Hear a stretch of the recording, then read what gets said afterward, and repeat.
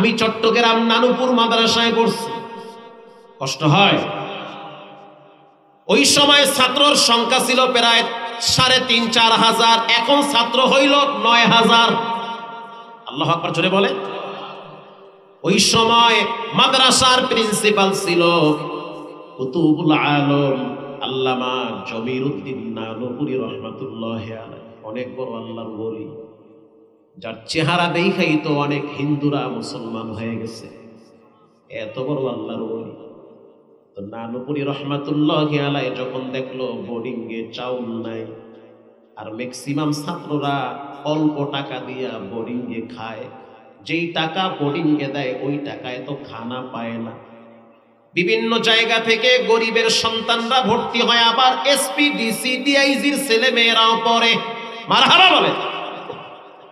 গোরা আবার ফান একেবারেই জিরোর কোঠায়। যখন দেখলো কালকে সকালবেলা চুলা জ্বলবে না, চিন্তায় পড়ে গেল কি করা যায়। রাস্তা একটা খোলা আছে, দরওয়াজা একটা খোলা আছে, সেই দরওয়াজার মালিক কখনোই গরিব হয় না, সে কখনোই দুর্বল না, তিনি হলেন কে?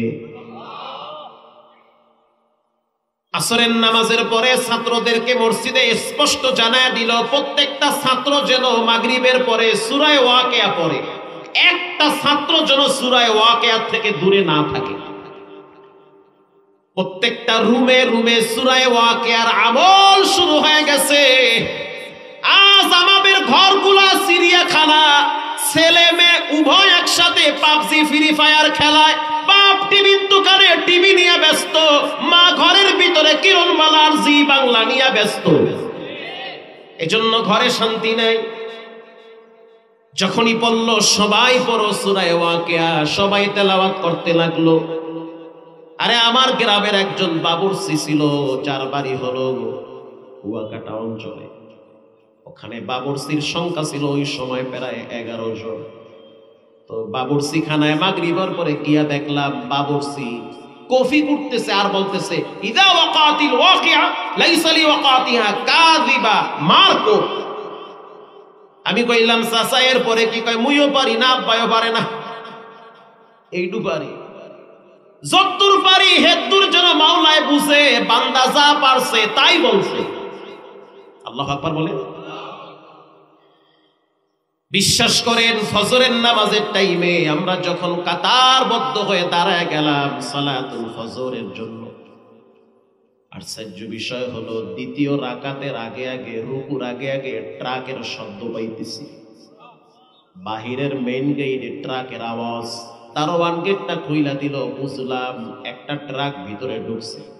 সালাম ফিরাইয়া তাকায়া দেখলাম পিছনের কাতারে একজন বৃদ্ধ মানুষ, দাড়িগুলো সাদা, দাঁড়ায় রইছে নামাজে, 1 রাকাত পায় না।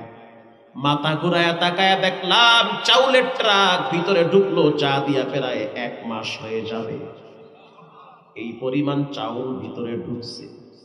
আশ্চর্য হয়ে গেলাম। যখন তাকায়া দেখলাম মুরব্বী নামাজ শেষ করলো, চইলা গেছে পীর সাহেবের সাথে সাক্ষাতের জন্য। জমিরউদ্দিন নানুপুরীর সাথে মুসাফা কইরা কান্দা দিয়া বলতে আছে, গত রাত্রে আমি স্বপ্নে দেখছি রাহমাতুল লিল আলামিন আমার মাথার পাশে দাঁড়াইয়া বলে, ও হাজী ঘুমাইস না, কত টাকার মালিক হইলি, টাকা নিয়ে তো কবরে যাইতে পারবি না, মাদ্রাসার ছাত্রদের খাবার নাই, একটা রাখ চাউল পাঠা দাও, রব্বুল আলামিন জান্নাতে দস্তারখানা বিছায়া রাখছে। সেই হাজী সাহেব দীর্ঘদিন বেঁচে ছিল, তার বাড়ি হলো চট্টগ্রাম অলংকারে। তাহলে এটা হলো পীরের কারামতি না, এটা ছাত্রদের কারামতি না, নিঃসন্দেহে এটা কোরআনের বরকত। যাদের রেজেকের ভিতরে সংকীর্ণ তারা যেন সূরা ওয়াকিয়া পড়ে, ইনশাআল্লাহ বলেন। এই সূরার ফজিলত বলতে বলতে ফজর হয়ে যাবে, বাদ দিলাম।